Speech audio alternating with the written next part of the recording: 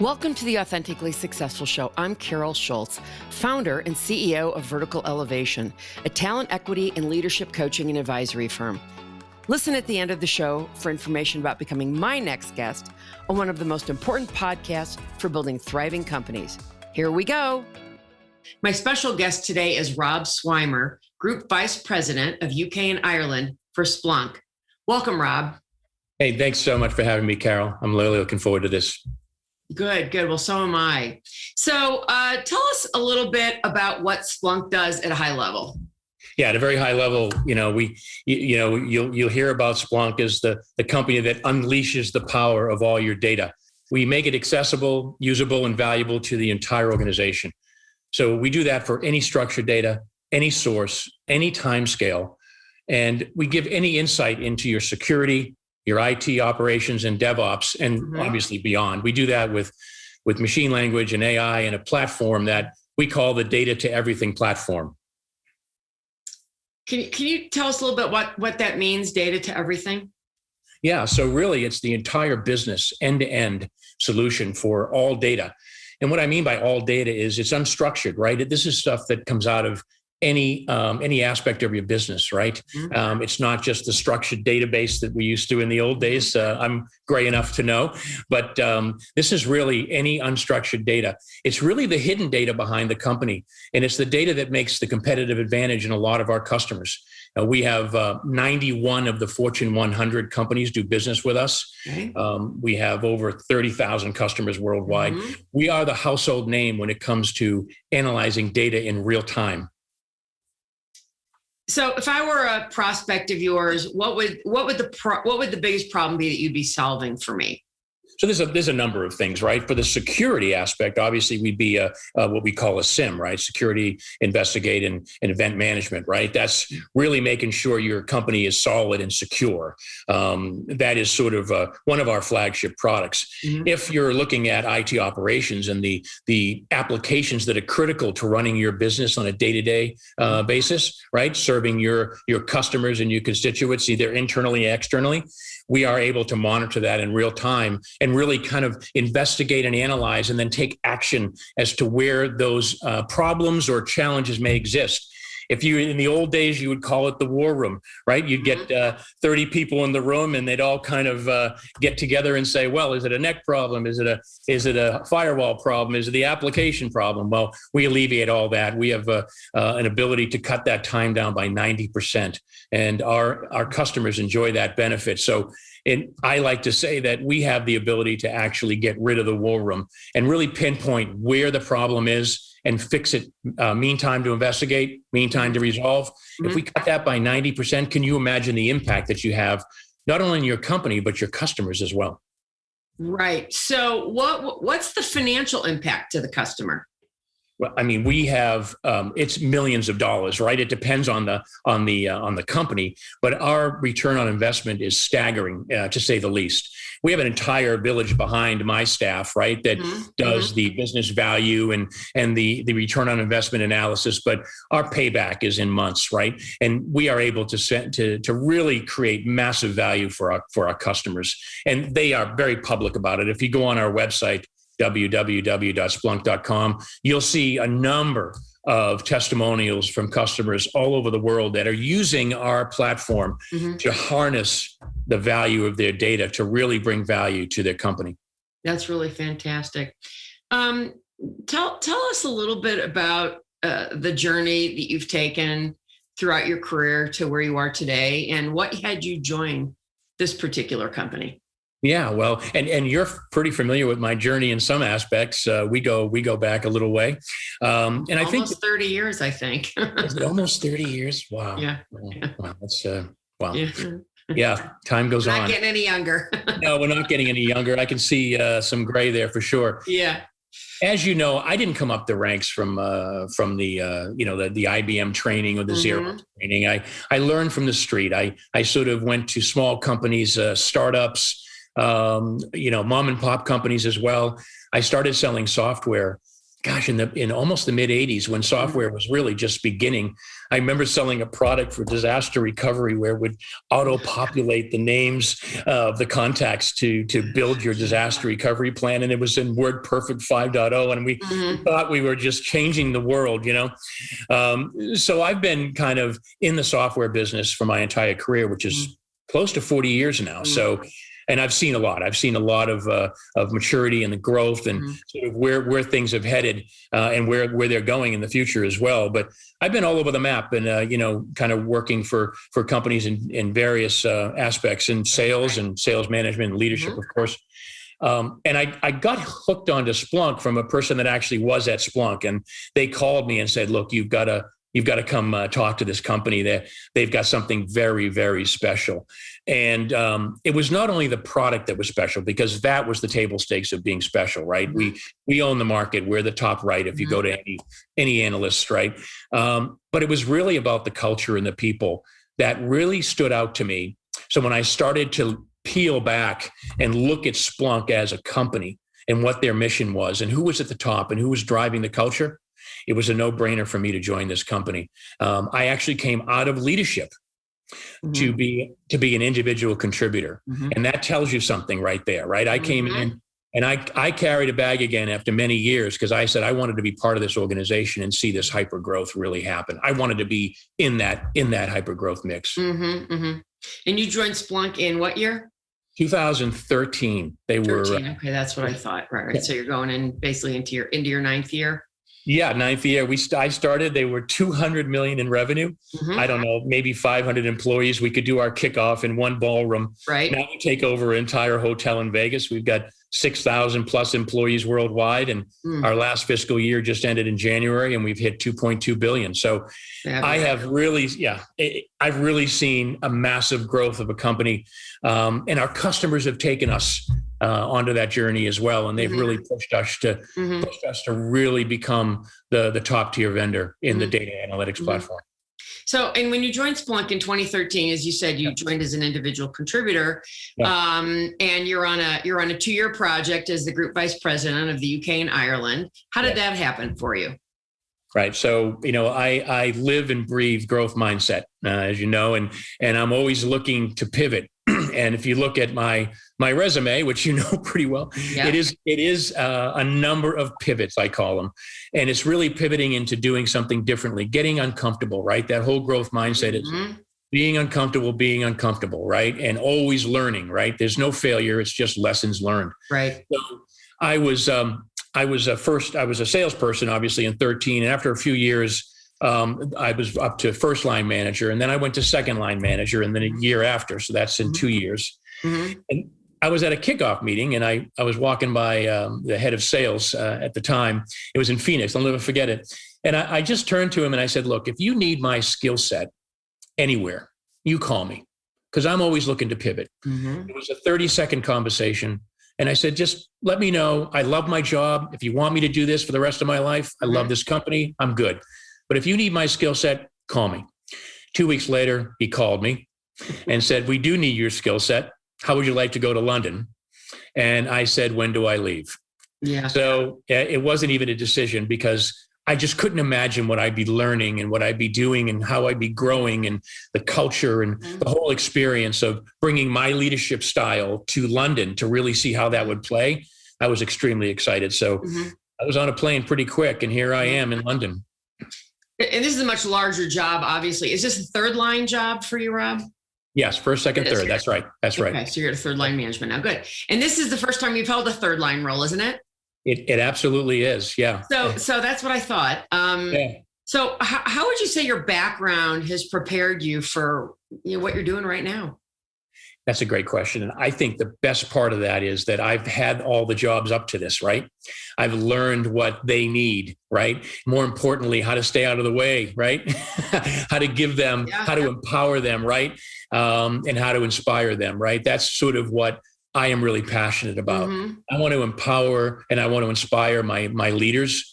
And what I bring to the table is not only 40 years of experience, but I bring so many different kinds of experiences, right, to the table. And then, of course, with 9 years with Splunk, I bring all that experience. But I think I'm a real believer, and you've heard me say this, that every moment of my life has led me to this moment right now.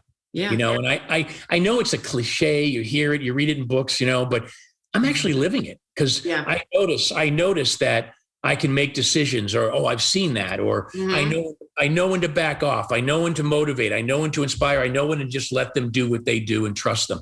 And, and I'm here because this is the place I need to be right now. I've got the experience to do it. Yeah.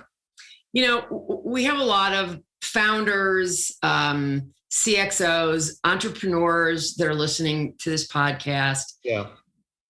What would you say is the biggest challenge or the biggest difference or even similarity between first line management, where you're managing, individual contributors, to third line management or even second line management, where you're managing managers? Yeah. Carol, I think it all comes down to the vision, right? And the path, right? I'm a firm believer of, when you're a first line manager, you're still in the weeds. Well, you should, right? You're in the deals, you're going on the appointments, you're in the car, you've got windshield time, you're coaching, you're mentoring, right? You're being part of the deal. You're in the deal, if you will. Right. As you go to second line, that gets a little bit further away, although you're probably in the big bets, as we call them, right? You're in the larger deals, you're still kind of involved. When you get to my level now in the third line, you're not so close to the deal. So you need to be close to the people. That's the difference. So what I did is I made sure that I tripled down on culture, people. That was my number one priority when I landed in London. When I hit the ground, I said, I am going to focus on building a strong culture like Splunk is. I'm going to bring it here and build it stronger and better. And I'm going to take care of everybody under my charge. And I'm going to make sure that I inspire them every day and that I empower them to do a good job. And that I really manage the whole person, right? And that's big for me, right? I don't just manage the employee. I make sure they're doing okay, right? My one-on-ones, I do skip line one-on-ones. And those are funny, because every time I do a skip line, you probably know where I'm going.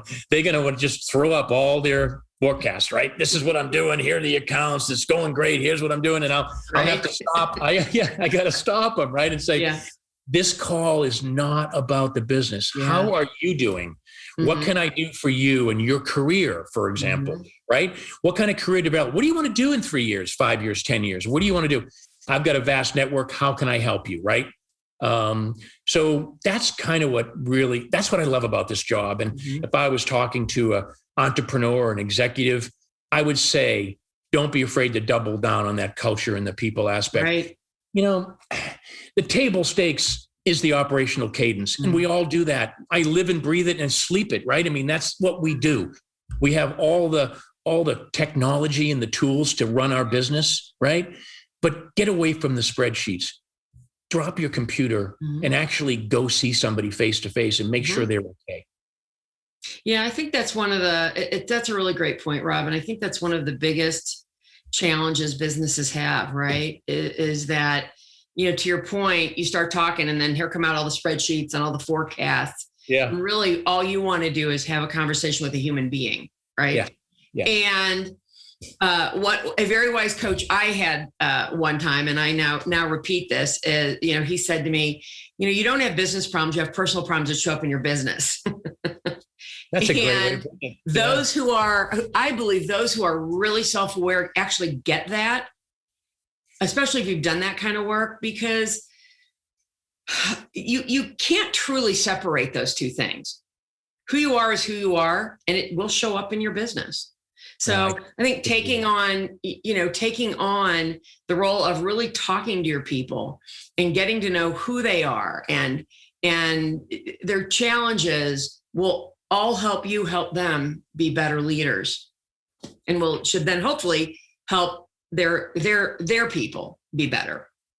Well, that's it. You're talking my language, right? And that's why full well that I live and breathe every day the servant leadership principles, right? So I lead with empathy.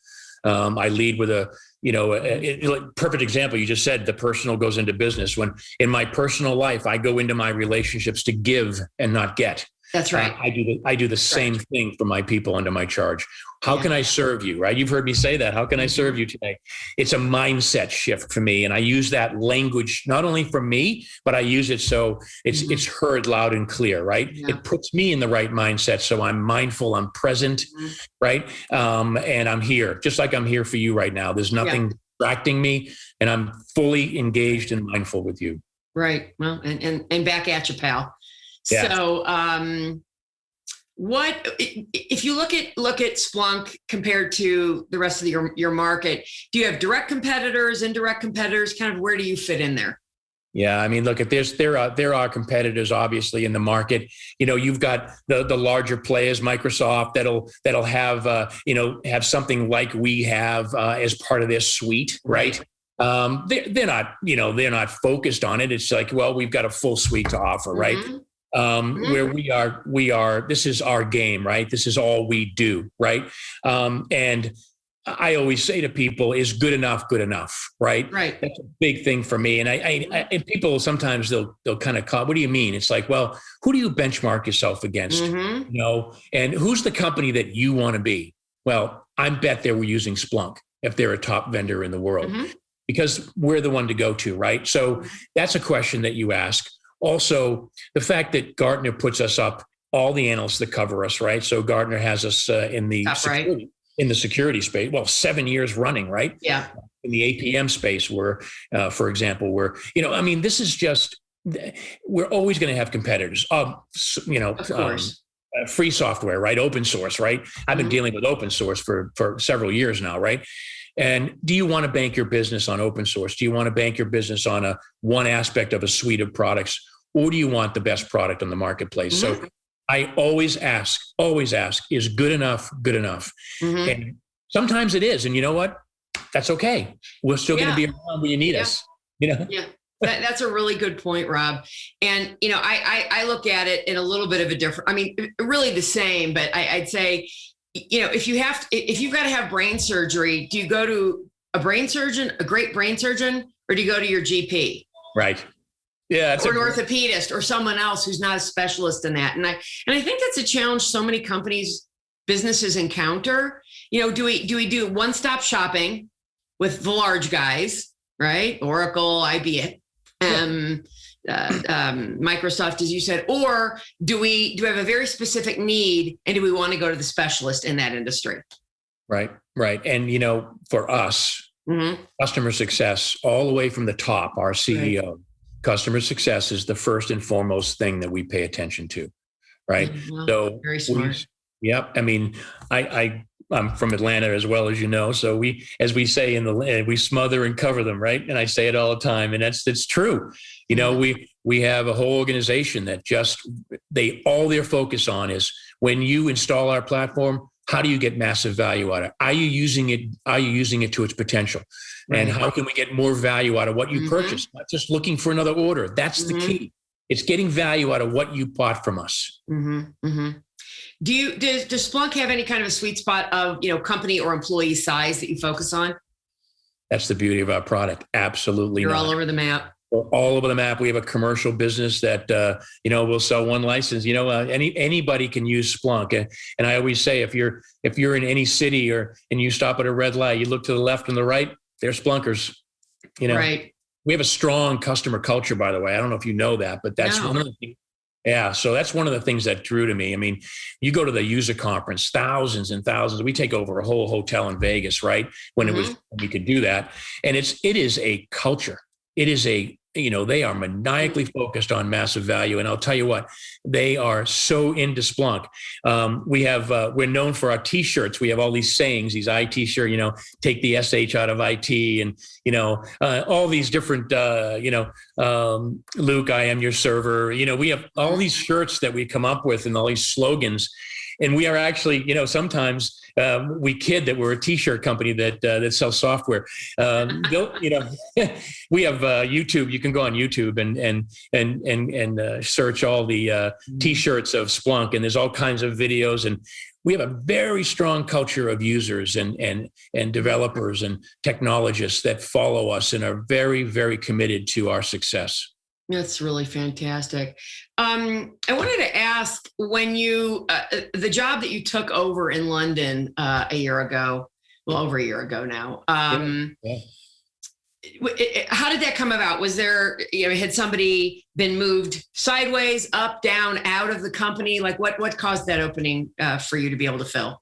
Yeah, it was a sideways move. The company was going through some rapid change in the UKI, and they had gone through some leaders here, right? Mm-hmm. And really, the reason why I was tapped in the first place is because of the leadership principles that I bring to the table, right? Mm-hmm. That's what they needed here. Yeah, They needed that servant leadership, right? I mean, look, I am not the best at running spreadsheets for sure, right? But I can tell you that my sweet spot is to make sure that I absolutely develop a high trust, high collaborative, fun, disruptive culture. I will do that every single time. That is the first thing I do, because everything else will fall into place if you have a trusting, collaborative environment.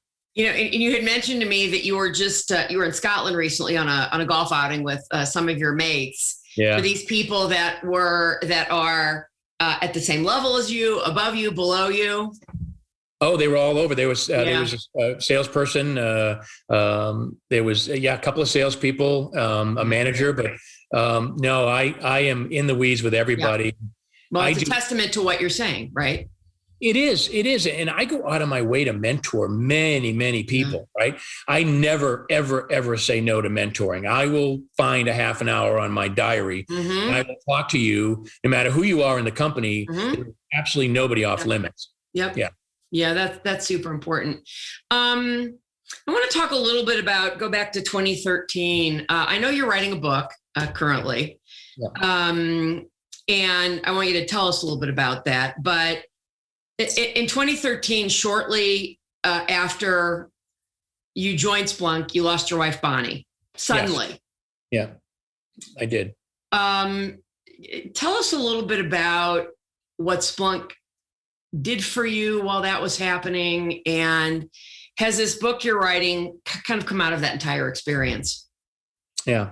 Thanks for asking that. I get a little bit choked up because it's not only the event, it's how Splunk handled it as well. So, yeah, my wife, we met, we were 19, as you know, we were married for 32 years, and we were, it was a typical day. There wasn't anything special about it. We were sitting around the pool and with friends, and Bonnie had a massive aneurysm, and she was gone in a second. And, my life obviously changed dramatically in that moment. And I was only with Splunk, gosh, maybe a few months, maybe 5 months, really. And not that Splunk would ever do this, but there are companies that I could have been out to pasture, right? I would have just folded like a chair, right?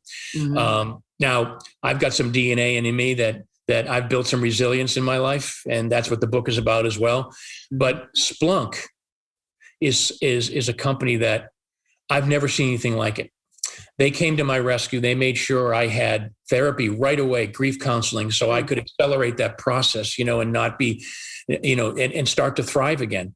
And, sure enough, in a matter of just a few months, I started to thrive here. I started to really grow my business as a salesperson and build my franchise. And I started to feel better. I started, that got me out of the grief and into the fact that, hey, look, the bottom line is I had purpose.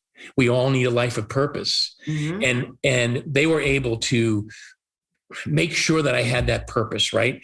And they made sure I had the time and I had the resources and I had people around me that they loved me. And I'll tell you that we don't say that word enough in business, and we don't acknowledge that word enough in business. I do.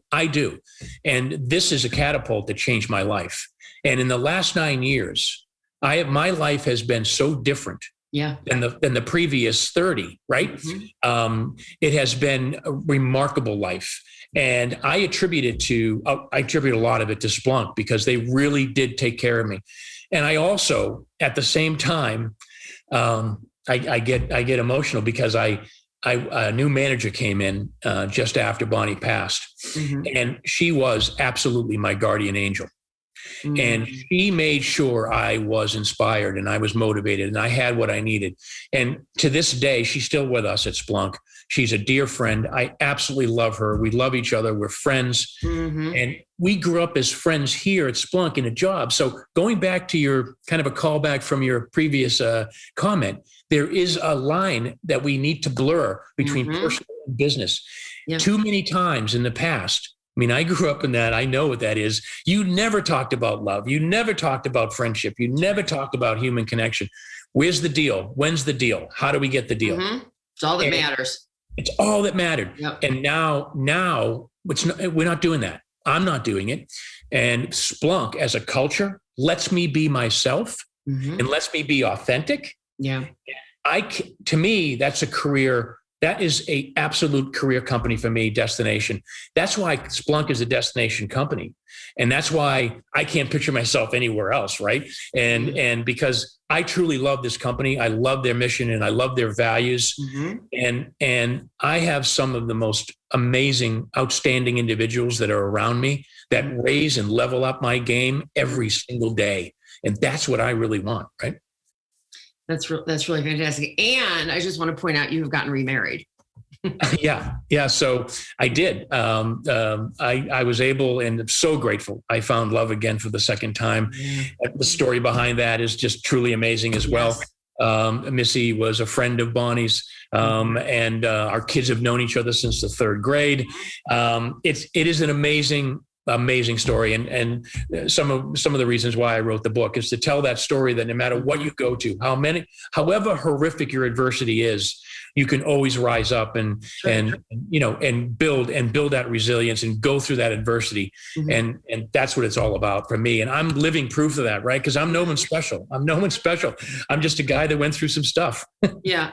Well, and you have lived through that, right? It's easy to say, it's easy for me to say, it's easy for you to say, all human beings have circumstances in our lives. I believe that most people are managed by their circumstances rather than them actually managing their circumstances, right? And what you are a testament to, Rob, is actually having circumstances, and they go back to before Bonnie passed, right? How you have overcome those and really managed those and come out better on the other side of that fence. Absolutely. Yeah. And really why I wrote the book is because I found out the common denominator by all my adversity. And I've had some difficult situations to navigate. It all came down to surrendering, and surrendering, not giving up, but giving in. Right. And once you give in to that adversity, then you have the ability to pivot with new direction. And more importantly, I'll go back to the same word, new purpose. Right. If you live a life of purpose, you are living a wonderful life. In my opinion. Yeah. That's fantastic. Can you give us an example of a customer and what you've done for one of them? Oh, sure. Yeah. So I'm sure you have many. Yeah, I know we do. But some household names, right? Everybody knows Dominos Pizza, right? Yeah. And Dominos will publicly say that they are a technology company that happens to sell pizza. They actually say that. That's awesome. Right? So they use Splunk for security, obviously, to keep everything secure. But they use the IT operations platform to really make sure that behind the scenes, they're serving their customers in a way like no other. They're number one in the pizza business, right? And they absolutely believe they're a technology company. Making sure they stay on top is to make sure their critical applications are always running, and that they're using the data they're getting from their customers to correlate and to make their experience personal and better every day. Right? Making informed decisions, driving innovation, and it all comes down to serving their customers better, right? So you wouldn't think so, but they are a technology company that happens to sell pizza, and they'll tell you that. That's fantastic. Yeah. So if someone were getting into your industry, what advice would you give them? Getting into the industry. Yeah, and I don't mean necessarily Splunk, I mean high tech. Yeah, high tech. Yeah. So the high tech is the next shiny object is not what you want to focus on. Right. What you want to focus on is stability, right? You want to focus on being memorable. How do you bring massive value to your customers, right? And impact to your customers. So when I talk about impact, what I mean is the impact drives emotions, has to be tied to emotions, right? Mm-hmm. And then the emotions will drive the action. That's the equation that I use, right? So if, for example, a customer is using us, Gatwick Airport, right? They've got 46 million passengers that go through it every year. They're the number one single runway airport in the world. Right, they have 95% of their customers go through security in less than 5 minutes. Oof, wow. Right. That's unbelievable. That's emotions. Holy moly. Can you imagine, right? The emotions of a customer that's going through security in less than 5 minutes. They're going to be happy. Their experience is going to be different than any other airport, right? Mm-hmm. Hey, I lived in Atlanta. Don't get me started, right? I mean, Denver's become the same thing. It's hard. Right. But that's a perfect example of impact, emotions, action. So what happens is you got a choice between Heathrow and Gatwick. If you have an amazing experience, maybe you go to Gatwick instead of Heathrow. Yeah. Right. And then all the stores flourish, all the business flourishes there. I mean, that's all impact. That's all action. And that's really what I'm talking about. Right. So that's what I would focus on. I would focus on how do you bring impact to your customers and what's unique about your product to bring that impact that carries to emotions that enables action. That's my opinion. Yeah, that's great. So paint us a picture of your sort of day-to-day as a leader. Yeah. What you spend your time doing. Yeah. So I spend my time making sure that my vision and my path to success is always clear. Mm-hmm. That my language that I use, very good, very, very consistent, right? Yep. I have studied, as you know, outside of Splunk, I have done so much personal development and studying the language and how I speak and what I do and how my constituents, how they look at me and how they listen to me. It's really what I focus mostly on. It's a natural thing for me to run the business, right? To run the numbers and to exceed. I've always exceeded here, right? This is just what I do, but the focus is always on the language, right? And what state I'm in, right? And I talk a lot about what I learned outside of Splunk is that triad of influence and how you influence others, right? With your language, with your focus, and with your physiology, right? How you show up, how you hear, how you're present, right? Yeah. I use that same triangle to influence my mindset, right? So I'm always on point to say, where am I when I get on that Zoom call? Because it is Zoom now. When I get on that Zoom call, am I present? Am I engaged? Do they know that I'm here for them? Do they get that? Do they get that energy? They do. And that's what I focus on every day. And I want to do something to change the business every day. I want to do something different. I talk a lot about the 2 millimeter change. A 2 millimeter change can have massive impact. It's a known story. I live that too, because if I can get up in the morning and say, what little tweak can I, not massive, just a little tweak I can do to make a massive difference a month from now, a week from now, a year from now, whatever. So I'm always focusing on that. And then I talk to all my leaders. I talk to my salespeople. I'll engage. I'll call them. I won't sit back and say, well, I'm the GVP. You have to get on my diary. Right. I'll actually call them and say, how are you doing? How are things going? I'm very mindful of that. I want to make sure they know that I'm here for them. Right. So it's important. That's kind of my day to day is really making sure that all the people under my charge are inspired and they're empowered. Right. And that they're motivated and that they're having fun. Yeah. You gotta have fun. Yeah. That's really great. And I bet it's a surprise. It was a surprise when you started doing that with them. Especially the Brits, right? I mean, yeah. Well, I mean, I love them so much. The culture's understated, right? Yeah. You see Rob in here, and I'm on my Zooms, and and the exercises I do with them, and the visualization, and the meditation I bring to the table, and the mindfulness exercises. These are all things I bring to the table. Yeah. This is the competitive edge that salespeople don't do enough of. Right. Right. They run the deal. They do the mutual activity plans. They do the mutual close plans. They make sure they got the cadence and they forecast and they write the notes. Right. But they're missing the part of the human connection and the mindfulness, right? Yeah. Their customers have to get that through the video. Now it's even more important, right? And that's what I want to teach them. When I leave here, I want that legacy to be that when I get on that plane and I look back, that the culture is strong, It's got a high trust environment. They're having fun and they're collaborating, and their customers get that, right? We're getting great feedback from the customers now. We're getting emails, we're getting texts, we're getting phone calls saying, this is a great experience. We feel like you really care about us. You feel like, we're not just looking for the next hit. We're actually looking to send value to them, right? How do we get massive value out of your platform with Splunk? And we're getting that feedback now. So I'm seeing the results, and it's really exciting to see.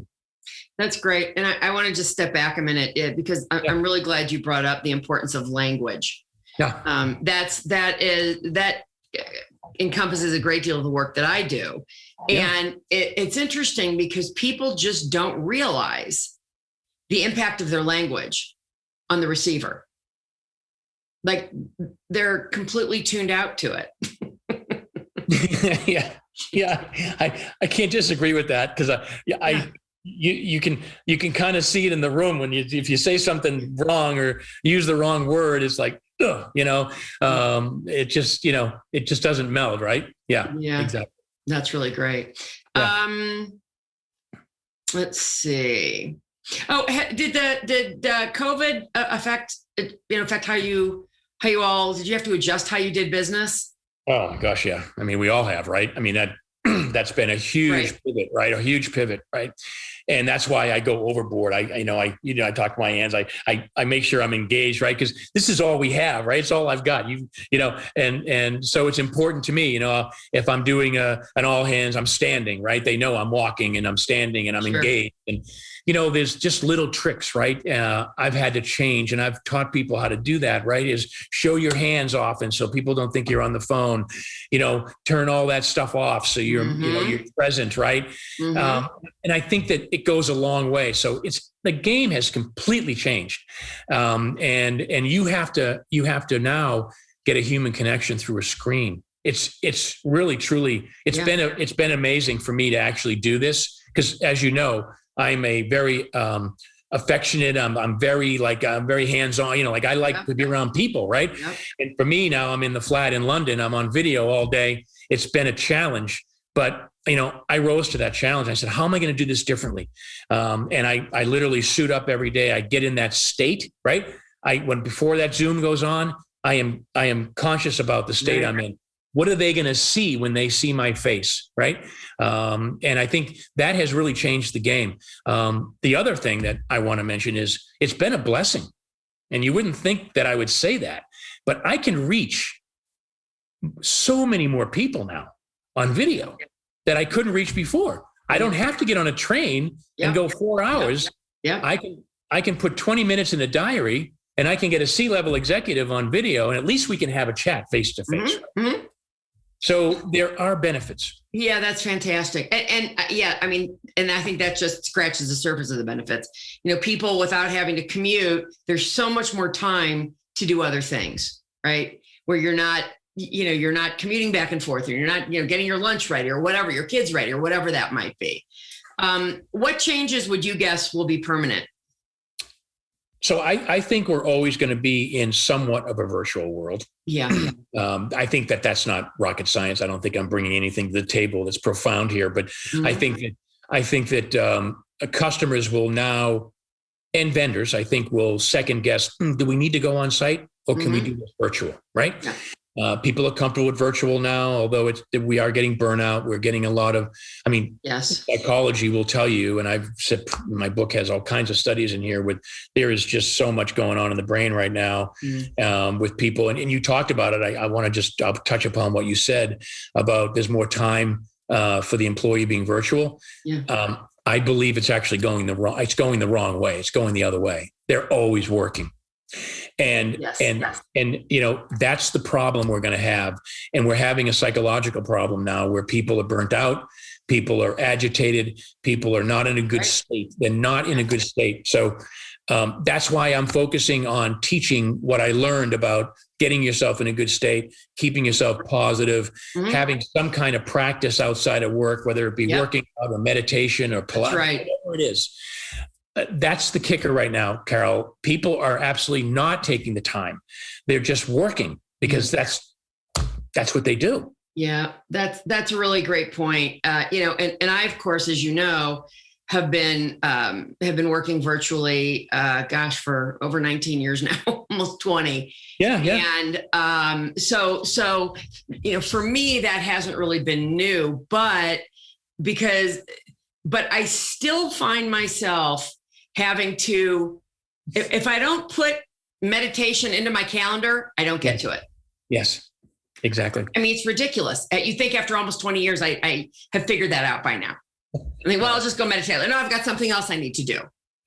Right. And the importance, to your point, of, you know what, even if it's 15 minutes, go throw a load of wash in, or, go out into the yard, play with the dog. Right. Whatever that might be, go on the computer, play a game of Candy Crush, whatever that is. Absolutely. And it is so important to take a few minutes to yourself, because I can, and that is why I 4 mornings a week, I force myself up early and out to the gym, because if I don't go at 6, if I don't leave the house by 6:15, I'm probably not going. Right. Because there's a million things I could be doing. And then my whole day gets disrupted, and I haven't worked out. I haven't done the things that take care of myself. And people often don't realize the importance of taking care of yourself so that you can then take care of other people. Well, I mean, exactly. And that's part of servant leadership too, is to teach self-care, right? You've got to do self-care. And one of the tricks I do too is I do a couple of things with my staff, and I say, look, I already know what you look like. Just call me and put the computer down. Right. And just make a phone call. Mm-hmm. And by the way, when you're on the phone call, go ahead and walk in your garden, and it's amazing. People will call, and I'll be on the phone, and they go, I'm taking your advice. I'm in the garden. I'm like, that's right. That's fantastic. So it's those little things, right, that you do. And I think it's important that you make it okay to do that, right? So your culture, when we first started this, when COVID hit, it was video. Yeah. I said 2 things. I said, first of all, if they don't need video, call. That's right. Second thing is, if your meeting is an hour, make it 45. If it's 30, make it 20. Give yourself at least 10 minutes buffer. Mm-hmm.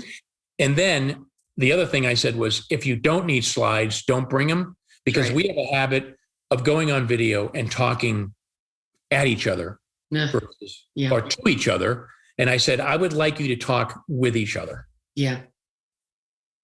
Mm-hmm. And when you have props, you don't necessarily do that, do you? Right. And that's the language, right? It's the simple word, right? Just talk with, that one word with. And they look at me and they go, and so I lead by example. I'll have my leadership calls sometimes, and I'll say, I don't have any slides. So let's have a chat. Let's pretend that I gathered you up and I said, let's go get a coffee in the cafeteria and let's sit around the table. What can we talk about? Mm-hmm. Yeah, that's fantastic. So if someone is listening to your story and they think, God, this sounds like a fantastic company, I'd love to be part of that Splunk company and their culture. What should they do? Well, I mean, the first thing is you tap your network to see if you know anybody, right? That's here. That always gets you to the top of the barrel, right? You know that. Second, you go on the site, right? www.splunk.com, and you go into the jobs and look at the jobs that you're passionate about, the descriptions we've given you, and apply for those jobs, right? This is a destination company. Let's put it out there. People want to be at Splunk. This is a place to be. This will be unlike any job you have in your career, because you will see that village surround you. You'll see that love around you. You'll see that culture strong, right? Mm-hmm. So people are always trying to get here, right? And I think it's important that you've got to be memorable. You've got to differentiate yourself. But look, find it on the job site. Go on LinkedIn, right? I mean, you've got to network and find out if you know somebody. You probably do, right? It's the Kevin Bacon. Somebody knows somebody here, right? So just find somebody at Splunk and call them and say, hey, what's going on? What job, where would you work? And what do you think of this job? And reach out and be proactive. But we're always hiring. Well, that's great. Well, Rob Swymer, one of my oldest and most dear friends who I adore, Group Vice President of the UK and Ireland for Splunk. I really appreciate you taking the time, and was glad to actually catch you in the United States for this. Yeah, I know, right? You're actually home for a couple of weeks before you go back. Yeah, home for my daughter's wedding. I can't wait. But look, it was my pleasure to serve you here, and I enjoyed this so much. And thank you for giving me the opportunity. Well, my pleasure, Rob. Thank you for listening to Authentically Successful. If you are a successful founder or CEO who would like to be on this program, please visit verticalelevation.com/podcast/apply. If you learned something from this interview and it made a difference, please share it on LinkedIn or Twitter. You can also do a quick screenshot with your phone and text it to a friend. And if you know of someone who would be a great guest, tag them on LinkedIn or Twitter to let them know about the show and include the hashtag Authentically Successful. I love seeing your posts and great suggestions. Lastly, we are regularly putting out new episodes and content. And to make sure you don't miss any episodes, please subscribe.